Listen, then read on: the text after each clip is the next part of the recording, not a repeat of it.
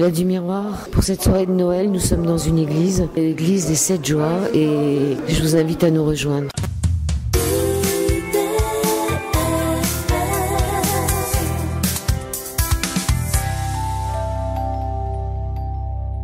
Peut-être nous dire, Raphaël, où on est en ce soir de Noël? Alors, ce soir de Noël, on est dans une église catholique gallicane, l'église de mon autre ami Raphaël. Il y a 2 Raphaël ici. Il y en a peut-être un troisième aussi. Il y en a peut-être un troisième, certainement, puis il y a des anges. Donc, Raphaël, il a acheté cette église. C'est une église catholique gallicane, et je voulais, pour présenter mon album, être dans un lieu comme ça, parce que le morceau phare de mon album, c'est un Ave Maria, un tout nouvel Ave Maria.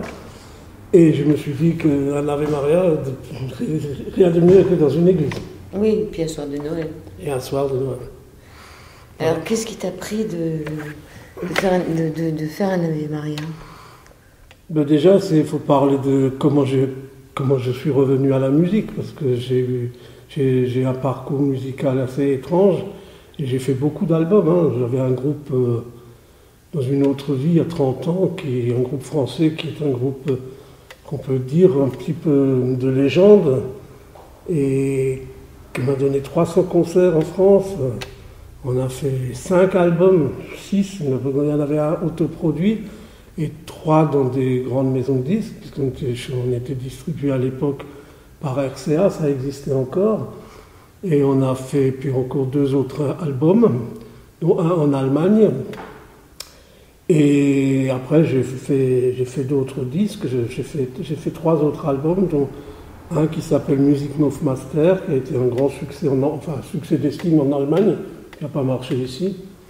Et donc j'avais arrêté la musique pour faire la radionique. Alors la radionique, c'est quoi? On a fait une émission. Oui, mais on peut peut-être rappeler. La radionique. La radionique. La radionique, c'était après la musique ma nouvelle vocation. C'était ma nouvelle vocation, c'est-à-dire que, comme je l'ai expliqué dans la première émission de radio, que j'invite d'ailleurs tout le monde à réécouter, parce que c'était simplement la science des ondes de forme que j'ai appris à manipuler suite à toutes mes initiations que j'ai eues. Et j'avais toujours ce virus de musique en moi. Et j'ai eu des clients en radionique que j'ai beaucoup aidé. Et un jour, ils avaient acheté mes disques, ils savaient que je faisais de la musique, ils m'ont demandé pourquoi j'en faisais plus. Et en fait, j'ai arrêté d'en faire parce que j'ai eu une grande déception. J'avais fait la musique d'un film qui ne s'est jamais fait. Et ça m'a cassé moralement parce que mon rêve a toujours été de faire de la musique de film. Je suis un mélodiste, c'est comme ça que je me définis. Plus qu'un musicien, je suis un mélodiste. Et la musique de film, ça a toujours été mon rêve. Et donc ça m'a coupé les jambes, j'ai pu toucher mon piano.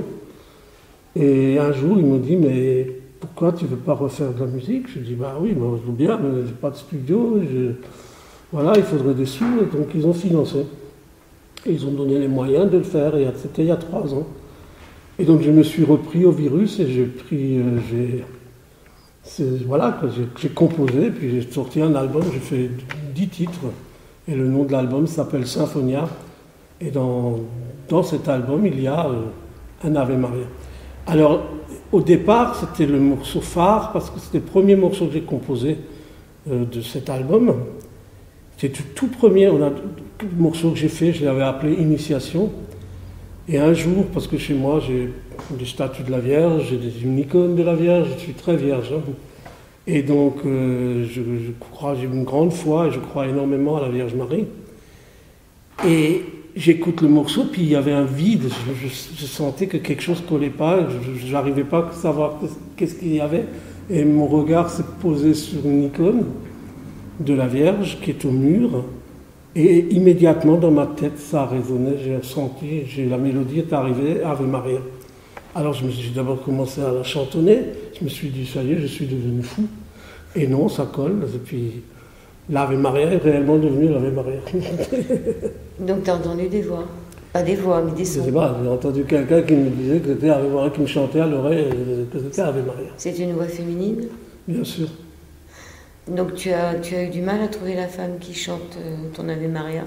Alors oui, ça a été un grand problème.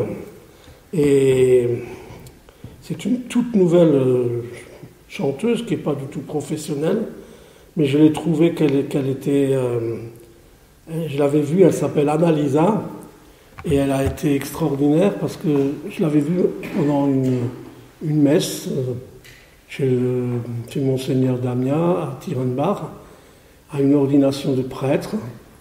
Et dans la chorale, il y avait une chorale, ils avaient fait l'ordination en Allemagne, j'ai vu une petite dame, et il y avait au moins une vingtaine de personnes dans la chorale, et il y a une dame qui ressortait comme ça, qui était lumineuse, que je ne connaissais pas du tout.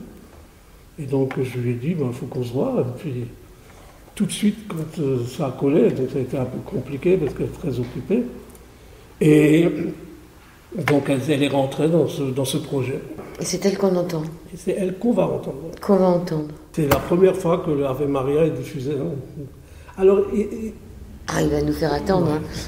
Vas-y. Sur le disque, il y aura quand même une surprise parce qu'il y a un nouveau personnage, un nouveau collaborateur qui se greffera sur...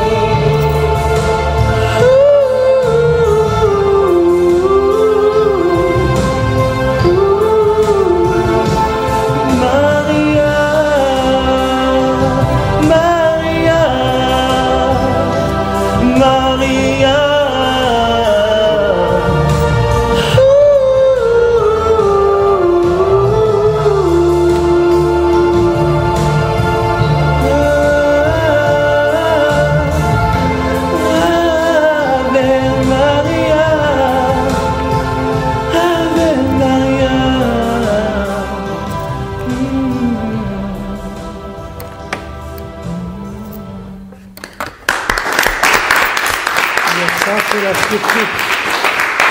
Ça, c'est la surprise de Noël, puisque sur le disque final, il y aura Julia aussi qui chantera. Alors les paroles, c'est de qui? Alors, c'est du latin. Donc, la prière que tu as entendue, c'est Raphaël qui La l'a prière a été composée au XIXe siècle. Je vous salue Vierge glorieuse, qui est une prière qui a été très très très à la mode au XIXe siècle, au début du XXe aussi, qui malheureusement a totalement disparu dans nos paroisses. C'est bien dommage, parce que c'est un texte qui est d'une force fabuleuse. Et moi, quand Raphaël m'a dit « Ah tiens, je prendrais bien cette prière-là », pour moi, j'ai sauté dessus tout de suite pour la lire, parce que c'est une de mes prières favorites. Je m'en souviens presque totalement par cœur. Et Ouais. c'est un message de paix, de sérénité. C'est quoi? Tu peux nous la dire en français? Je vais juste vous donner la traduction du texte Oui. en latin que Annalisa chante. Donc c'est Ave Maria, lumière éternelle, pleine de grâce, espérance pour tous, veille sur nous, vivre libre. C'est notre prière, Ave Maria. Et le texte, Je suis en train en de le pitié chercher. Oui, donc c'est celui que je lisais. Alors je vais le relire tranquillement. Donc je vous salue Vierge glorieuse, étoile plus brillante que le soleil, plus vermeille que la rose nouvelle, plus blanche que le lys, plus élevée dans le ciel que tous les saints. Toute la terre vous révère. Agréez mes hommages et venez à mon aide. Au milieu de vos jours si glorieux au ciel, n'oubliez pas, Vierge Mère, les tristesses de la terre. Jetez un regard de bonté sur ceux qui sont dans la souffrance et qui luttent contre les difficultés, qui ne cessent de tremper leurs lèvres aux amertumes de cette vie. Ayez pitié de l'isolement du cœur, de la faiblesse de notre foi, des objets de notre tendresse. Ayez pitié de ceux qui pleurent, de ceux qui prient, de ceux qui tremblent. Donnez à tous l'espérance et la paix. Amen. donc c'est de qui ce texte? Alors c'est une prière du XIXe siècle, je n'ai pas l'auteur exact, mais c'est vrai qu'elle, pour moi, elle est forte parce qu'elle s'adresse vraiment aux souffrants. Et là, en cette nuit de Noël, je pense à tous ceux qui peuvent nous écouter et qui sont seuls, qui sont malades ou qui ne peuvent pas être en famille. Et je vois la Vierge à genoux avec son bébé dans les bras ou à côté de son bébé dans les bras et en train de lui dire toutes les souffrances de chacun, tous ceux qui auront entendu ce chant ou cette prière qui lui confie leur prière, et elle est là, juste là pour les transmettre à son fils. Donc c'est vraiment... C'est pour ça que j'ai fait ce morceau, parce qu'en fait, c'est vraiment comme il dit Raphaël, l'autre Raphaël, c'est un message d'espérance. D'ailleurs, la chanson sera traduite en allemand, en anglais, et ce sera une sortie internationale, puisque on pourra l'acheter en téléchargement ou l'acquérir en téléchargement, je pense début février, oui, et la sortie de l'album physique au mois de mars. J'insiste, le mois de mars, parce que ça approchera du mois de mai. Alors moi j'ai voulu faire un disque qui est un peu un ovni, parce que je vais à contre-courant de tout ce qui se fait au jour d'aujourd'hui. Hein. Quand on écoutera, quand on écoute l'album, on se demande où on est. Il y a des moments religieux, il y a des moments un peu plus rock, un peu plus voilà. Mais j'ai voulu faire un disque qui s'adresse à tout le monde, avec un vrai message d'espoir. C'est un disque mantra, parce que tous les titres sont très longs. Ils font pratiquement tous entre 7 minutes et 8 et 10 minutes, à part un ou deux. Et bon, il s'adresse à toutes les composantes de la vie spirituelle, puisqu'il y aura un morceau sur les Templiers, avec la prière en latin des Templiers, la vraie prière qu'ils ont récitée.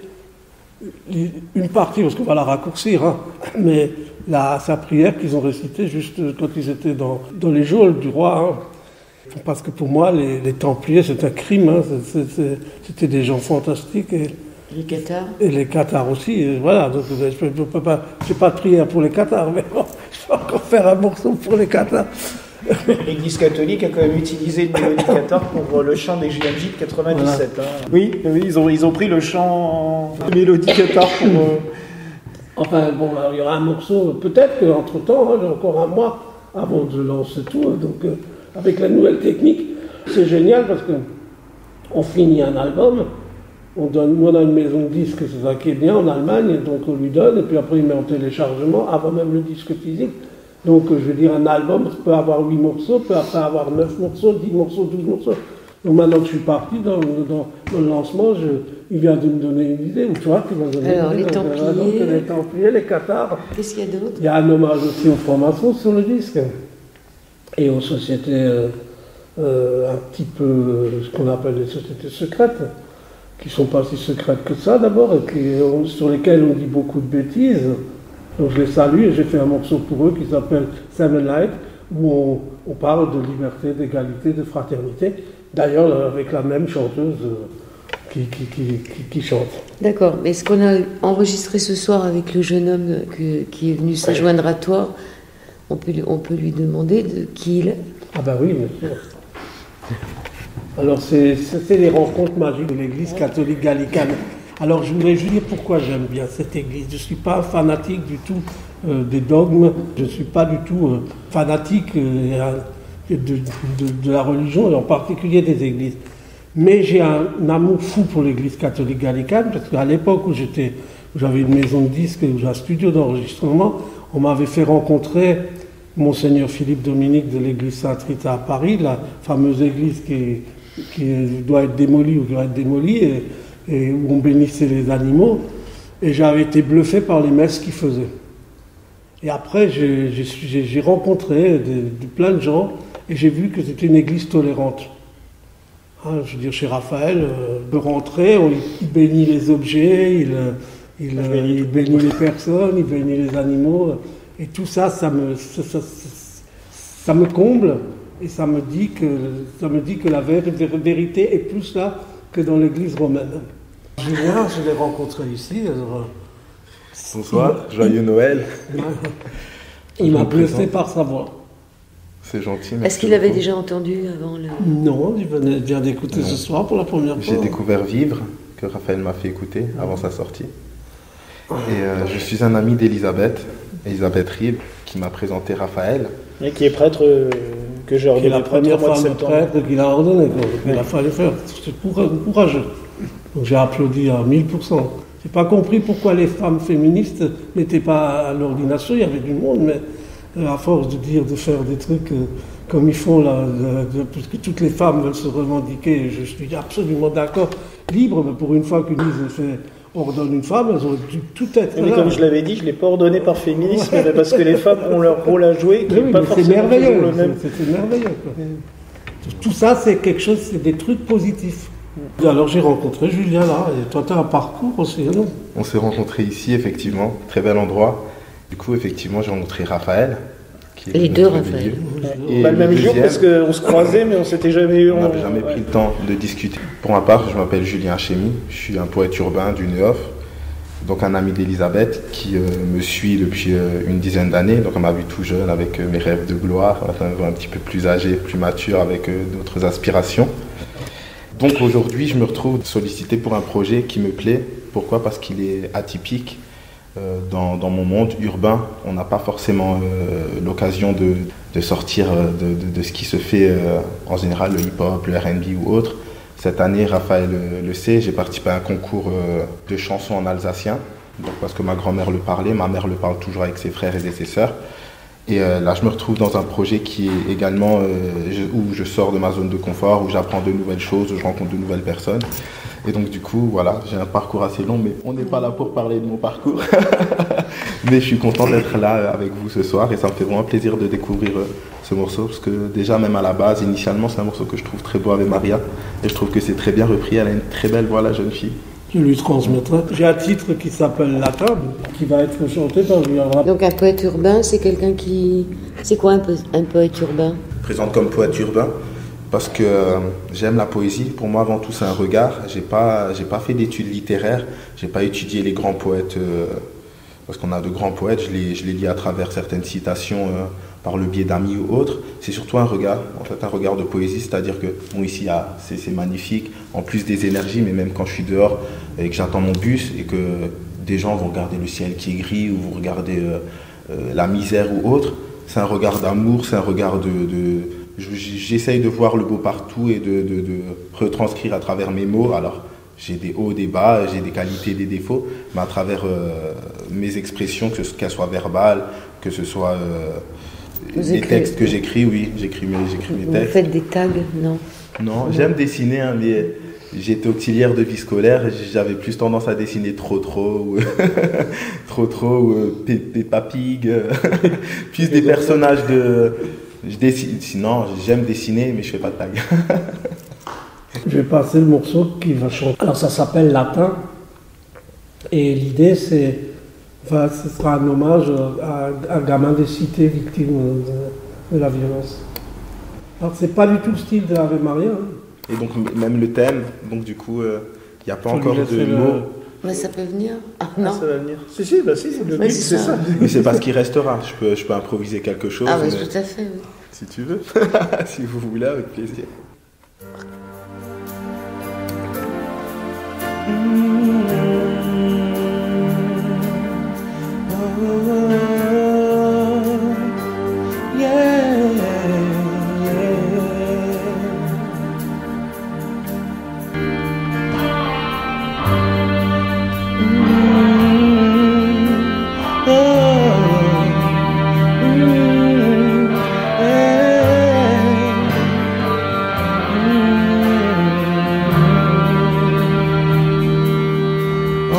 De sa tour, il marche, il tient les murs, ne cache pas sa colère. Ce gamin est perdu. Oh, il n'a pas eu la chance de se lever dans des draps de soie. Tout autour de lui le déçoit. Il n'a pas vraiment le choix. Il n'est pas méchant en fait, il est juste un peu perdu. Oh. Il n'a personne à qui parler, il marche, il erre. Et sa colère le pousse parfois à faire des choses qu'il regrette de suite. Il habite un petit F3 avec ses 6 frères. Oh ouais. Les allers-retours au Heps, il n'a pas vraiment de chance. L'insouciance, il ne connaît pas. Oh ouais. Obligé de réfléchir comment remplir le frigo. Les mauvaises influences. Oh, c'est pas de sa faute, mais il essaie de s'accrocher à ce qu'il a de fait. Sa mère n'a pas le temps pour lui. Oh, oh. Il tourne en rond, en rond, en rond, en rond. Il n'a pas un rond en poche pour dire que sa vie est moche. Il n'a pas les personnes qu'il faut autour de lui. Il est aguerri mais n'a pas trouvé son chemin. Pauvre gamin, personne pour lui tenir la main. Et ses lendemains sont aussi gris que ses journées sont tristes. Cet enfant est un artiste de la rue. Il n'a pas trouvé sa voie, sa voix, a trouvé la foi. Il était une fois ce petit gamin.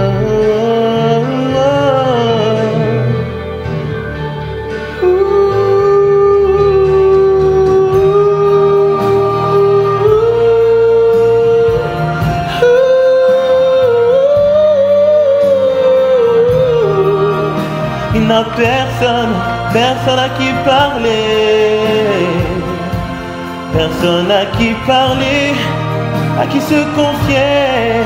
Alors il vole, et pas dans le ciel. Il vole, mais Il ne sait pas qu'aux yeux de Dieu, il est aimé, il se sent abandonné. Il n'a pas su contourner la mauvaise voie. La mauvaise voie. C'est Noël, mais c'est le jour des miracles. Hein, parce Ouais, que c'est synchro. pour un compositeur, Et puis c'est synchro, ça s'arrête. c'est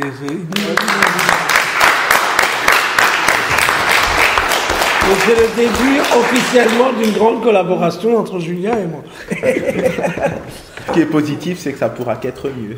Mais c'est évident. Ah, c'était bien. Voilà, donc tu vois que c'est atypique. Quand il y a des morceaux de tous les styles, il y a du rock, c'est un peu plus rock, plus moderne que l'Ave Maria. Il y a des morceaux plus lyriques aussi. J'ai fait dans l'album, il y aura. Là, je ne veux pas le passer parce qu'il faut le texte, mais j'ai pas encore posé la voix, hein, mais je pense que c'est Raphaël qui va la chanter. C'est un hommage à. Ça s'appelle Notre. Vivre déjà, j'avais fait. Ah bah oui. Ça s'appelle Notre demeure, là-haut. Et c'est un hommage, puisque j'ai eu un choc quand j'ai vu le film Notre demeure, qui est la retranscription d'un livre brésilien qui s'est vendu à des millions d'exemplaires et qui est de Chico Xavier, hein, je pense, qui était un médium. Et quand j'ai vu ce film, j'étais bouleversé. C'est un film qui parle de l'au-delà. Et franchement, la musique est sortie comme ça, quoi. Donc ça s'appelle Là-haut, Notre demeure. C'est en hommage à ce film merveilleux que j'ai vu. Donc aussi dans l'album, en plus des Templiers, en plus de l'Ave Maria, il y aura Notre demeure. Et ça sera un bel hommage aussi pour les défunts, pour Ah bah, ceux j'ai qui que sont les partis de l'autre côté. Il n'a pas sorti encore. Il n'est pas fait. Mais il n'a pas la voix encore. Non, ça va être en cours de travail. C'est toi qui vas les chanter? A priori, oui. Ouais. Moi j'aime bien les symboles, quoi. Je veux dire, latin va être chanté par Julien, c'est que latin, je voulais que ce soit un hommage aux victimes des cités, aux gamins qui sont paumés, pour faire aussi quelque chose pour eux. L'Ave Maria, bon, voilà, c'est une chanteuse lyrique, et puis Raphaël qui est comme un évêque, donc ça paraît logique que c'est lui qui récite la prière. J'aime bien ce genre de symbole. Pour la prière des Templiers, ce sera Monseigneur Dominique Voilà, Philippe. bien sûr, Donc, parce que c'était l'évêque des Templiers. Oui, puis Donc, c'est ton l'évêque qui t'a ordonné. Voilà, parce que moi je suis laïque, mais j'ai été ordonné à j'ai eu les ordres mineurs, je fais partie de mes nombreuses initiations. Et donc, voilà, j'aime bien les symboles, j'aime bien que les morceaux, ceux qui collaborent, collent à l'esprit du morceau. Parce que j'aurais pas vu quelqu'un d'autre qu'un prêtre ou qu'un évêque, encore mieux, réciter cette prière dans les Maria. Surtout que lui vénère particulièrement la Vierge. Donc, On est quand même dans une église qui lui est dédiée. voilà, donc c'est quand même important. Alors justement, je voulais rebondir un peu sur l'histoire de la Vierge. Pourquoi moi, j'ai tellement d'affinité avec elle? Parce que j'étais un jour au Liban, et il y a une chose qui m'a bouleversé, c'est qu'au-dessus du Liban, il y a Notre-Dame du Liban, je crois, c'est une espèce de grande, comme Lourdes, hein, donc, où ils vénèrent, elle surplombe un peu Beyrouth. Hein. Et quand on monte là-bas, on voit des gens à genoux, donc des pèlerins qui font un petit peu le chemin de croix et qui à genoux vont jusqu'à la chapelle avant de prier, qui récitent leur chapelet. Et donc ça m'a bouleversé, je me suis dit, tiens, je suis dans un pays semi-arabe, c'est quand même incroyable. Et tout à coup, j'ai vu un émir arriver, en blanc, un véritable émir, hein, on aurait cru dans Laurence d'Arabie, là. Et puis, il était accompagné de toutes ces femmes voilées, et elles sont allées prier la Vierge. Alors c'est un message quand même qui me dit que la Vierge, elle rassemble toutes les religions, quoi. Arrêtez de vous taper dessus, les enfants. Peut-être pas les juifs. Hein. Non, Le culte de la mère, si, je pense que elle pourrait leur parler du fait que la mère est sacrée dans le judaïsme, et c'est d'ailleurs elle qui transmet la religion. Donc je pense que son message pourrait être universel pour tous. Le message de la Vierge est universel pour tous, et j'ai envie de dire, arrêtez toutes les religions de vous taper dessus. Vivez ensemble en bonne intelligence. Moi j'ai un ami qui est soufi, bon, il est musulman, pratiquant, Je suis allé à la cathédrale de Strasbourg, je l'ai vu prier, c'était bouleversant, quoi. Et lui, il était tout à fait conscient que j'étais chrétien, quoi. Il n'y a pas de frontières, il n'y a rien. Et c'est un peu le sens de ce disque. Donc c'est à Beyrouth, finalement, que tu as rencontré Marie? Ça a été un choc. Et après, il y a eu d'autres... J'ai eu du mal, parce que j'ai eu un problème personnel dans ma jeunesse avec ma mère, donc j'ai eu du mal. Mais maintenant, elle est devenue ma deuxième mère. Et je me sens que bien quand... je me sens bien quand je la prie. Mais je prie aussi le Christ. Hein. Bon, je suis pas fermé. Et l'autre Raphaël, alors, pourquoi cette église est consacrée à la Vierge? Parce que Marie, je l'ai aimée, je pense, au même moment que j'ai eu la foi. Donc, comme je t'avais dit, la vocation, je l'ai eue à l'âge de 6 ans. C'est vrai que Marie, je l'ai aimée dès le début. Et quand on est arrivé ici, j'avais cette dévotion à Notre-Dame des Sept Joies. C'est une dévotion franciscaine. C'est-à-dire qu'on axe sur les grandes joies que Marie a eues. Donc, l'Annonciation, la visitation à Élisabeth, la Nativité, la visite des rois. Je les ai oubliés, je regardais les icônes. Les retrouvailles de Jésus au temple, la résurrection, et puis le jour de son Assomption, quand elle est arrivée aux cieux. Et c'est vrai que j'ai cette dévotion. Je trouve que le chiffre 7, en plus, est un chiffre sacré, donc il y a tous ces mystères autour.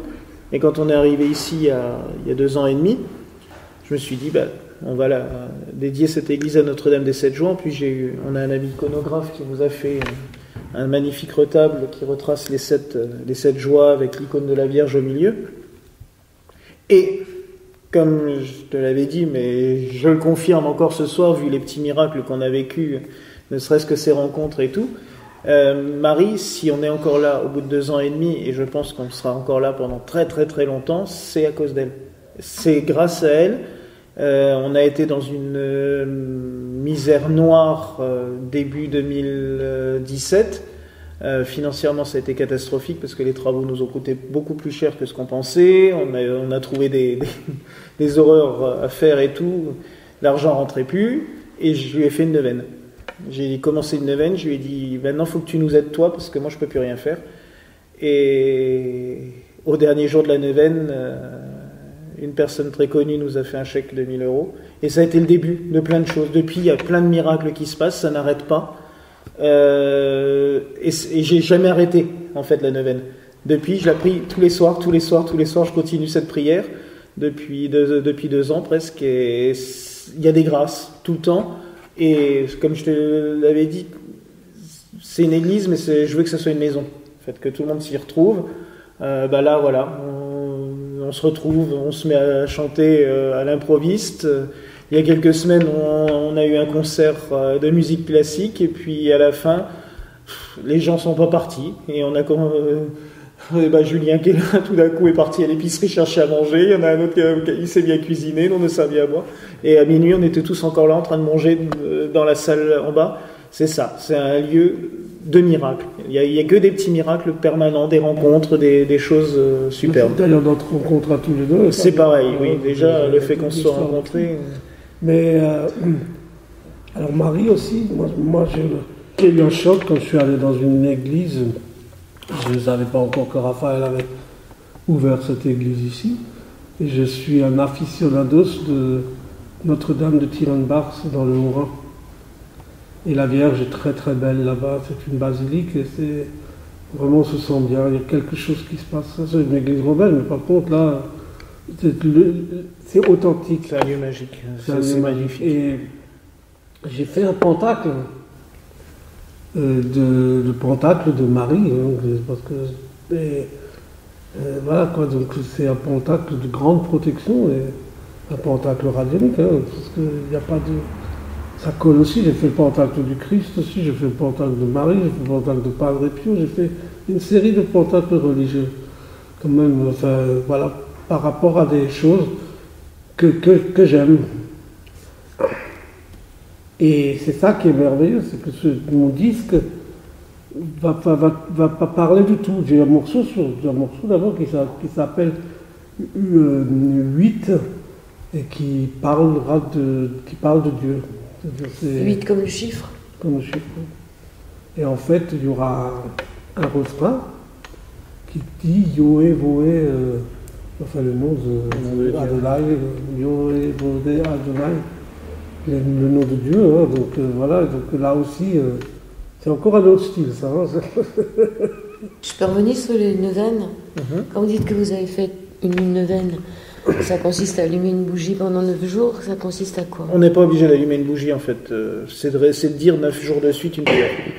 Et ça vient tout simplement du fait que Marie, entre l'ascension de Jésus, où il a disparu à leurs yeux, et la venue de l'Esprit Saint à la Pentecôte, est restée avec les apôtres enfermés, puisque l'évangile est clair, hein, les apôtres avaient la trouille, le Christ n'était plus avec eux, ils avaient peur que les soldats d'Hérode et les soldats romains viennent les massacrer, donc ils se sont enfermés dans le cénacle, toutes portes closes, et la tradition veut que Marie soit restée avec eux, et qu'elle ait prié avec eux, et au bout de 9 jours, l'Esprit Saint est donc venu à la Pentecôte, et c'est cette tradition qui a fait que dans les églises chrétiennes, on prie 9 jours d'affilée. Ce qu'il y a, c'est que moi, comme je l'ai dit, cette neuvaine est devenue permanente, puisque j'ai continué la prière sans arrêt. Mais c'est vrai que c'est une très grande force. Alors, il y a beaucoup de gens qui font aussi faire dire 9 messes par un prêtre pour une intention particulière. Ici, ça arrive assez souvent que des gens demandent ça, une neuvaine de messe, et les résultats sont assez bluffants. Parce que... Et les neuvaines, les bougies, les neuvaines c'est pareil, disons que ça permet d'entretenir ta prière. On ne peut pas passer 9 jours en prière permanente. On est des êtres humains, on a des boulots et tout ça, donc souvent les gens en parallèle allument une bougie qui va brûler pendant 9 jours, et eux font leur prière tous les jours, et cette lumière montre la permanence de la prière pendant les 9 jours. La radionique, ma musique n'est pas incompatible avec tout ça, hein, parce que moi je veux dire, à partir du moment donné où on a la foi, tout est dans le divin. Moi, ma musique est dans le divin, je pense. J'ai voulu faire quelque chose qui harmoniquement apporte la paix et le bonheur aux gens. Dans ce qu'il vient de dire, il y a quelque chose qui m'a interpellée, c'est que tu as dit que tu avais demandé à Marie qu'elle t'aide, et quelque part tu avais reçu une grâce. Et c'est vrai que dans la prière, Marie est pleine de grâce. C'est ça finalement, c'est de ces grâces-là qu'on parle. Bah oui, parce que Marie a reçu toutes les grâces de Dieu, c'est par son oui, hein. Elle aurait pu dire non. Elle aurait pu dire non, ça on oublie souvent. Elle demande à l'ange, hein, quand l'ange vient lui parler, il lui explique les choses, elle lui dit mais c'est pas possible. Je ne peux pas enfanter, je ne connais pas d'homme. Donc il lui dit que ce sera l'Esprit Saint, mais elle aurait pu très bien dire voilà, elle dit oui. Et à partir de là, elle a reçu toutes les grâces. Mais et c'est quoi la grâce? C'est toutes les bénédictions que Dieu peut donner. Et en fait, dans certaines communautés, on parle de Marie médiatrice des grâces. En fait, elle aurait reçu toutes les grâces de Dieu, elle les a reçues, c'est pour ça qu'elle est bienheureuse entre toutes, ce qu'a dit Élisabeth quand elle l'a vu, sa cousine. Tu es bénie entre toutes les femmes. Et Marie, en fait, n'est pas une finalité, elle transmet. Nous, quand on l'a pris, elle transmet à son fils, et son fils, lui, il lui donne le pouvoir de donner justement ses grâces, de donner ses bénédictions. Au mois de novembre, on célèbre l'apparition de la médaille miraculeuse à Paris, rue du Bac. Et là-bas, elle est apparue avec les mains rayonnantes. Il y a des rayons qui partent de ses mains. Et c'est toutes les grâces, justement, que Dieu lui a données, qu'elle peut transmettre à la terre. Et les miracles qu'on a vécus ici, parce que moi je dis que c'est des miracles, hein, il y a eu tout plein de petits miracles comme ça, c'est une multitude. Mais tout ça, c'est les grâces que Marie nous donne. Ça, j'en suis convaincu, si elle n'avait pas été là. Et c'est vrai que notre rencontre, dans une ville qui s'appelle Sainte-Marie, d'ailleurs, on s'est retrouvé à Sainte-Marie-aux-Mines, mais c'était quand même mine de rien. Et c'est pour ça aussi que je pense qu'elle s'est manifestée à travers mon Ave Maria, parce que j'aurais jamais pensé que j'allais faire un Ave Maria. Mais elle est avec nous ce soir. Bien sûr, elle est avec nous. Alors, quelle grâce il suffit de demander finalement pour recevoir? Ah oui, ça. Moi j'en ai une, alors je vais lui demander là, puisque c'est le jour de Noël, j'aimerais vraiment faire une musique de film. Donc si un réalisateur passe par là, qu'il te contacte, Qui nous contactent Alors, à travers la maison de la radionique, hein, voilà. Hein. Ils te contactent où? Peut-être dire qui tu es quand même là. Ben, je suis Raphaël, là. Oui, tu mais c'est pas écrit sur la radio. Alors, on nous contacte par internet sur la maison de la radionique. La maison de la radionique. On tape déjà fait, on le trouve. Voilà, où on écoute la première émission que j'ai fait avec toi il y a 3 ans, qui est consacrée à la radionique. Bah, moi, si je dois demander des grâces, ce sera plutôt pour ceux qui auront entendu l'émission ce soir, tous ceux qui auront pu entendre l'Ave Maria, que leur prière soit exaucée, que tous ceux qui auront passé ce temps avec nous à nous écouter ce soir, à entendre ce chant, qu'en cette nuit de Noël, justement, toutes les grâces possibles puissent arriver dans leur cœur et dans leur vie. Encore faut-il savoir demander, est-ce que vous me permettez de vous passer le micro pour que vous demandiez des grâces, pour ceux qui le veulent bien.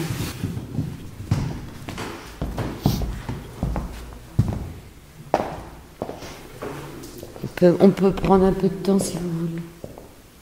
Mais s'il y avait une grâce que vous aviez à demander. Parce que c'est ça le plus difficile, c'est de demander.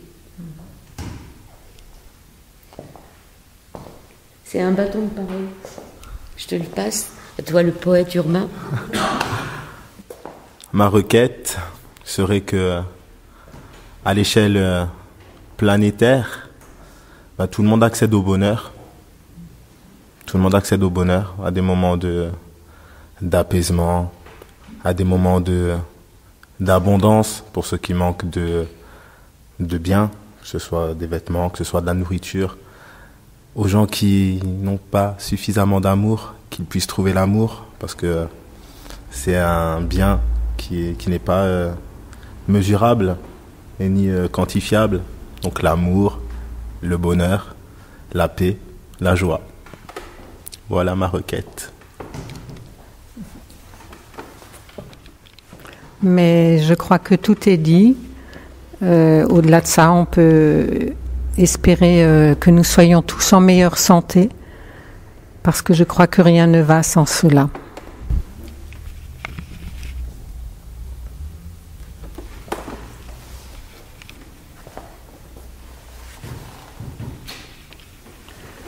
Oui, je crois que Raphaël a dit l'essentiel, c'est que Marie n'est pas le but ultime, qu'il y a Dieu. Et donc, pour rejoindre ce qui a été dit, c'est que moi-même, j'ai été à Paris et j'ai commencé une neuvaine le 21 janvier 2007. Et c'est tout simplement une neuvaine que j'ai débutée et qui ne s'est jamais arrêtée et que je prie encore aujourd'hui. Et je dirais, moi qui avais mis Marie un peu de côté tout au long de ma vie, voilà qu'en janvier 2007, je commence à la prier et c'est elle qui m'a poussé, qui m'a donné force de poursuivre cette prière et que je prie encore aujourd'hui au quotidien.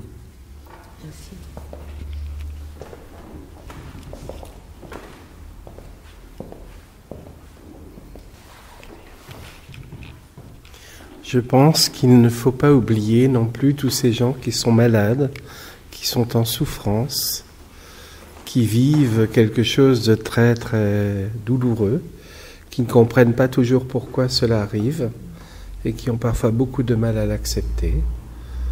Tous les gens qui sont dans le deuil, qui ont perdu un être cher et qui vivent par la même chose, des épreuves et des souffrances. Ces gens-là aussi ont besoin de l'aide de Marie. C'est très important.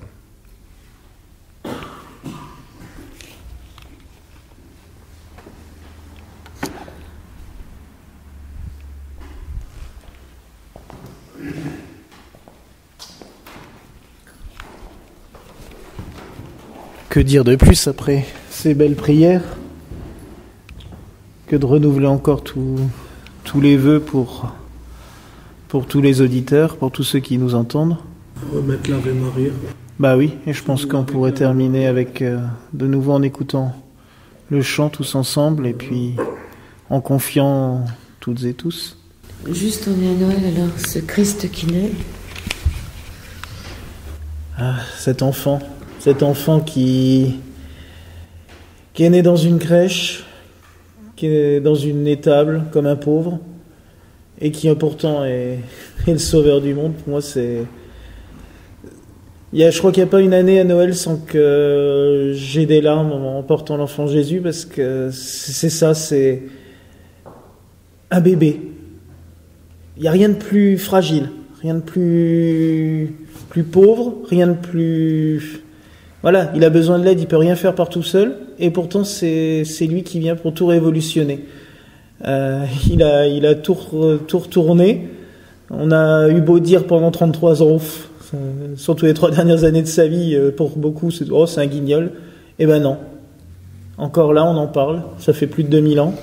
Et il a révolutionné toute la façon de penser. Avant, on pensait que par la haine, par la colère. Bon, il y a encore des gens qui, malheureusement, essayent de vivre de ça. Mais lui, il est venu juste nous dire que l'amour, pardon, des mots aussi simples que ça, c'est la plus belle des choses, c'est ce que nous devons vivre pour pouvoir avancer, donner l'amour, donner le pardon, l'accueil, ouvrir grand les portes. Et ça, c'est un petit bébé qui est né dans une étape qui nous a dit ça. Donc c'est la naissance de la lumière, c'est ça? Ah oui, tout à fait. L'amour, la naissance de l'amour, l'amour est devenu nous. Moi, je voudrais conclure en disant que ce que j'espère, c'est que, avec mon Ave Maria, je peux contribuer à élever un peu l'âme des gens, que cette musique a de l'amour dans le cœur, et que les gens, quand ils sont désespérés, quand ils n'iront pas bien, et qu'ils écoutent ce morceau. Et qu'ils aient le droit de pleurer. Ils ont le droit de pleurer, comme ça pleurait d'ailleurs. C'était très touchant. Ça m'a touché. Et ben voilà, donc c'est ma contribution au bien-être et à la paix dans le monde. Raphaël, tu nous as pas dit ta maison de disques. Alors ma maison de disques, c'est Bella Musica en Allemagne. Bella Musica en Allemagne, une maison de disques très connue en Allemagne. Et bien sûr, mon producteur, c'est Pierre Valzac. Et j'ai une grosse pensée pour lui et pour ses parents, Annick et Didier Valzac. Bon, joyeux Noël à tous alors. Merci à toi.